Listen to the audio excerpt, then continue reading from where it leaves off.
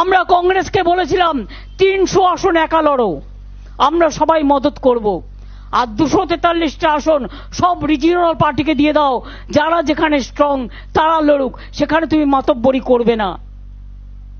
হলো হলো না?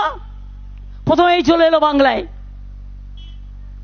ভাবলো এখানে মুসলিমদের একটু সুরসুরি দিই, প্রথমেই চলে এলো বাংলায়।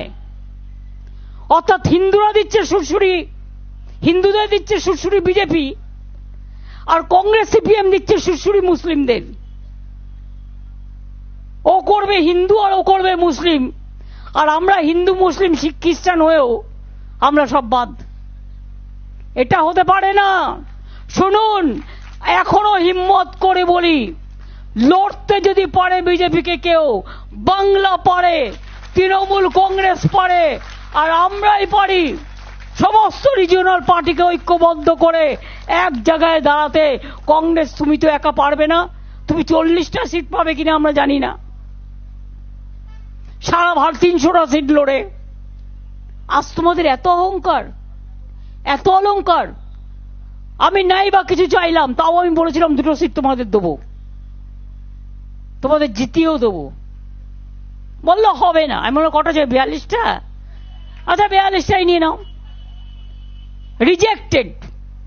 তারপর থেকে আমার সাথে কোনো সম্পর্ক নেই, কথাও হয়নি। বাংলায় প্রোগ্রাম করতে এসছি, আমরা নাকি ইন্ডিয়ান অ্যালায়েন্স। একবার তো ইনফরমেশনটা দেবে, অমুক দিন থেকে প্রোগ্রাম করতে যাচ্ছি বাংলায় এই রুট দিয়ে, আর তো কিছু চাই না। আমাকে কেউ তো বলেনি, আমি অ্যাডমিনিস্ট্রেশনের থ্রুতে শুনেছি। ডিরেক্টরকে কাউকে কাউকে ফোন করে বলেছে আমাদের গাড়িটা পাস করে দাও। আমাকে একবারের জন্য জানায়নি, আমি জানতেই পারিনি। তুমি বাংলা না বেছে ইউপি গেলে না কেন?